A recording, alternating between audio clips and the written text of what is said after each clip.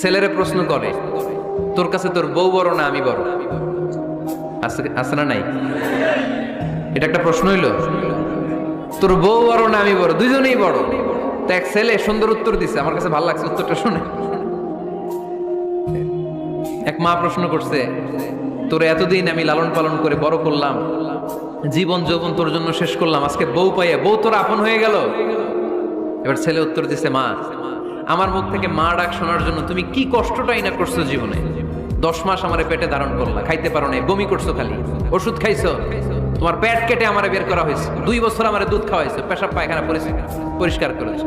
বয়স যখন 3-4 তখন তোমার আমি মা ডাকছি, এই মা ডাকটা শোনার জন্য তুমি এত কষ্ট করছো। আর আরেকবারের মাইয়া এই ঘরে আইসাই তোমার মা ডাকা শুরু করছে। যেই মেয়েটা তোমারে মা ডাকে সে আমার আপন হবে না কেন মা? ঠিক কিনা?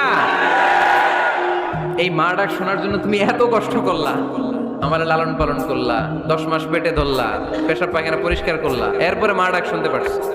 আর আরেকবারের মেয়ে জানা নাই চিনা নাই এসেই তোমার ডাকা শুরু করছে মা। তো যে আমার মারে মা ডাকে তার স্থান তো আমার কলিজায়। ঠিক কিনা?